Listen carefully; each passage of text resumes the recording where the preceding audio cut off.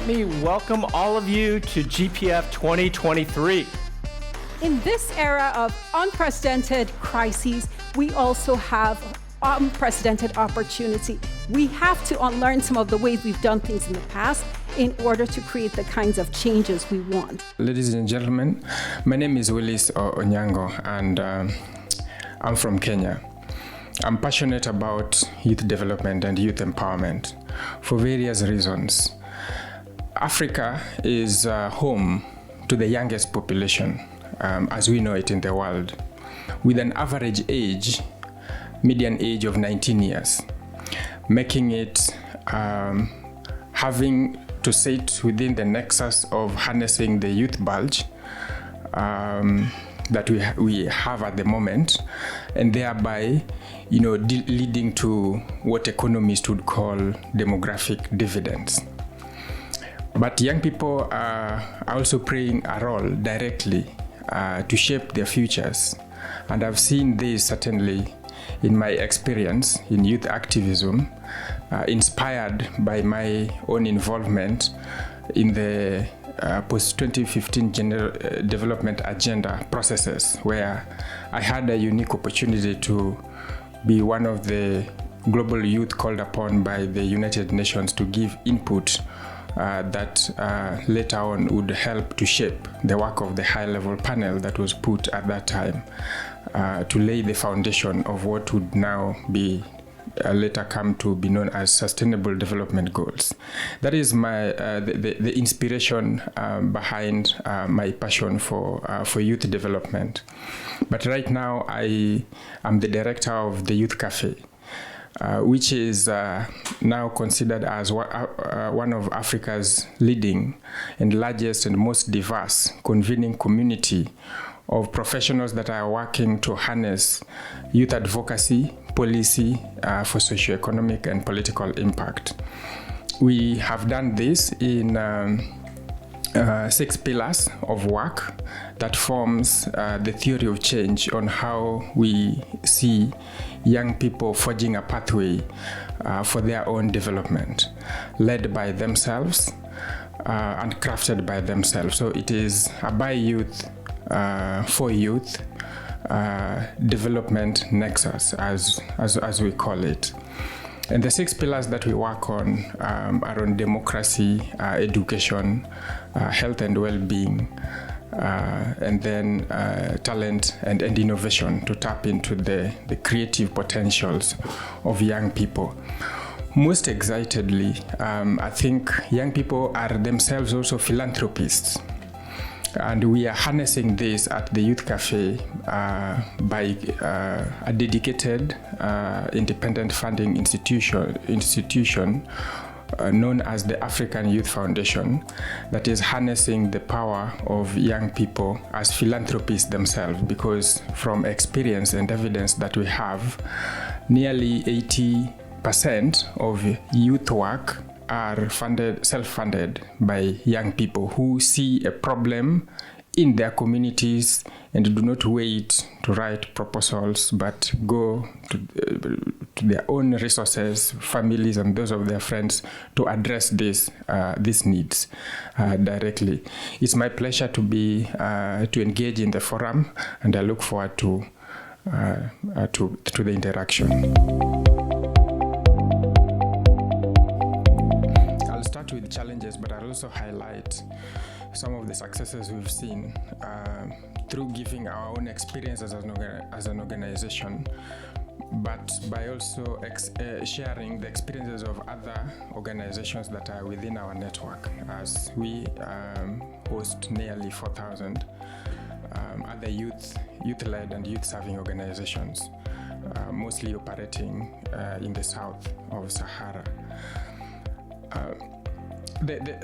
In my opinion, the current, contemporary, or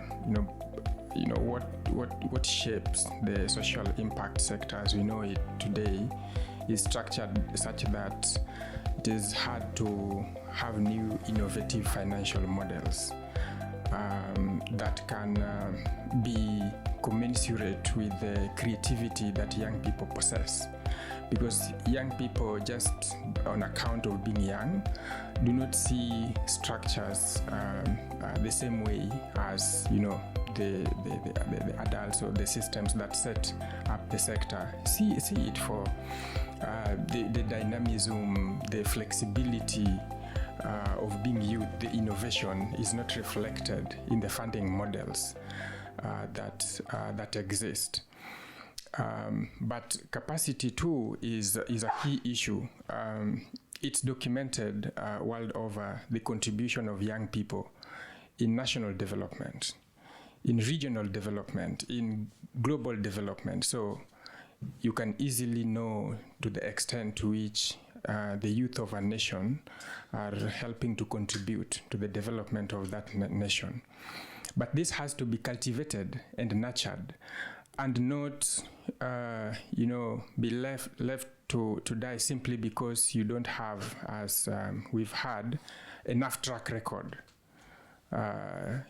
enough evidence that your idea would work, or that you do not have had the time to build enough relationships with the funders, as your adult counterparts have had the time and the resources to do so. This inhibits us as a collective in terms of the scale that can be achieved, the impact that can be, that is desired. Whenever we fundraise, youth have their own idea. So the notion or the concept that, I have this, so therefore I'll give you funds to implement this, also, in my opinion, does not resonate very well with the youth, and opening space for fresh ideas on even how we are defining a challenge, or activities that might be undertaken to address that challenge. Reaching the grassroots is a huge problem. Most of advisory firms sit in capital that are far away from where the youth are. I live in Nairobi, and recently we did a survey of nearly 197 youth organizations, to be precise, in East Africa, to look at ecosystem strengthening for youth organizational development. And we found that, much to even my own dismay, 53% of those organizations were in the rural areas. Even myself, I knew that most organizations are in capitals like Nairobi or Kisumu, the normal. So they don't operate even in the cities. They are solving problems in their communities, and typically these communities would be rural based on the development pathways of the developing countries. So how are they being reached? By opportunities. How is information shared in a language that they understand? That, how do you define, what is a performance indicator to a rural youth, youth with disability, youth facing multiple, multidimensional vulnerabilities, to whom their idea is what they really want to directly engage in without technicalities, and having to speak the donor language that they have not had time to interact with, to apply in their own work, beyond that they know. But I would also want to talk about successes. We implement programs, and we fundraise for those programs to come to life.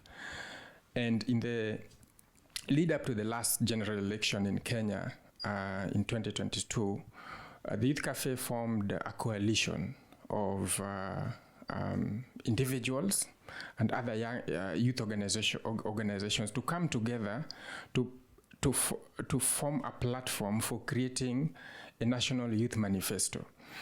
So we held nearly 48 consultations. These are small focus groups in each and every region, corner of the country, to solicit perspectives and views of young people as they would want the next government to act on the key priority issues. So we canvassed both political parties, young people in politics, young people out of politics, in rural, urban areas, young men and women, to come with nearly over 1,000 proposals. Then went through a rigorous process of ranking and narrowing down onto what are the key priority issues and how will they be communicated, such that out of these issues we created 12 of them were merged together through a very intricate and delicate process of communicating this to the political elite, mostly the political parties. And when we had a launch, which was a public event where we had representatives of the major coalitions at that time to come together to sign on to the statement that if I get to the levers of political power, I'll implement the manifesto. The current administration has implemented 86% of the entire document. And sometime when they are signing, they said, Willice, we don't need to create another youth agenda for our coalition. So most of it was just copy and paste from the youth manifesto to the youth charter of what they are implementing. So currently, after being in power, but we are non-partisan, so we canvass across the political divide, because ours is to advocate for youth issues. After getting into power, so we have to monitor and evaluate, how are they being realized. And the president has formed the Presidential Economic Recovery Secretariat, which we are now advising on the youth engagement further in the 5 priority agenda areas. So I think this demonstrates the power of youth organizing. In many words, in a nutshell, a government has adopted recommendations of its young people.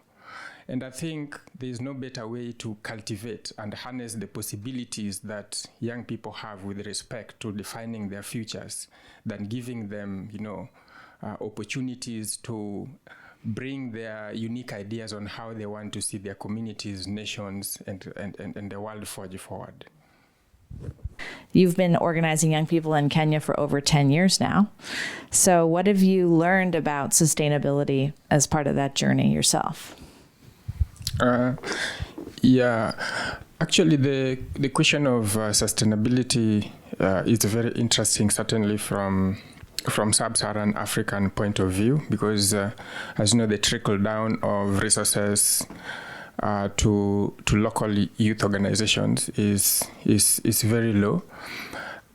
Where we've had successes and we've managed projects, from $1 million to $7 million, is we've worked as part of a network of other organizations that are typically see value add on or it's part of the requirement or value add of a youth organization. So I see that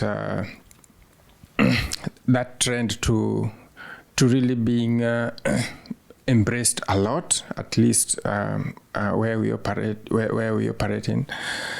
And in the process, we've also been able to learn, because from our point of view, we can bring our experiences, but from other, organizations, we can learn about structuring, professionalizing youth work. We can learn about many things with respect to, technical aspects of monitoring and evaluation, team management, dynamics, which are things, you can't go to school to really learn and, replicate it by the book. So that has played a considerable role, and of course we've also made investments in outreach and in raising our own visibility as an organization. Wherever we do, there are our accomplishments and challenges, and we are the largest platform for youth, even as a convener and a thought leader as well. So it's multidimensional. We lead in research as well in terms of generating new knowledge that can support, government, private sector, other youth organizational in their own. In their own work. But where I see, some of the gaps, one person said that each one teach one. I think each one also has a responsibility to lift the hand of another one young person, because they might have creative ideas and innovations, but missing in structures which I don't think should be the basis for not investing in youth visions and youth potentials, because that can only leave quite very many people behind. From our own surveys, we also see this not only reflected in us as an organization, but in other organizations. Many of youth organizations within our network were founded within the past 5 years.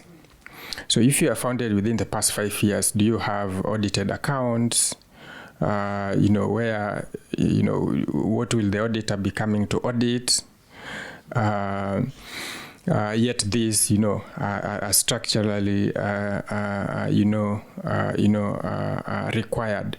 The creation of places for learning, because again, it is in networks like this, some of the connections that are forged in order for initiative to be funded start way earlier, beyond a call for proposal or that. So to what extent are we deliberate in creating those kind of youth dedicated spaces where they can interact and network and learn from best practices in the field, the trends, the investment dynamics, such that the youth position themselves and become, let's say, investment ready or funding ready. Because one of the first question is, we like your idea, but you may not be prepared. So how do you define preparation, and to what extent should young people be prepared? Deliberate capacity building frameworks, extremely important. Accelerators for, let's say, organizational system strengthening or development. How do you compose a board if you are just 18 years? Because your board will not be fellow 18 years, they won't be. And what are the power dynamics between, do you have a board that is stronger than the leadership, or the leadership that is stronger than the board? And how do you, to what extent does the circularity now end or begin? So I think these are some of the, and in the measurement of the impact. Can we measure impact with respect to what funds did I give to youth organizations, not just what funds did I invest on climate change or on education or on health? Because they are the world today and they are the future of the world tomorrow.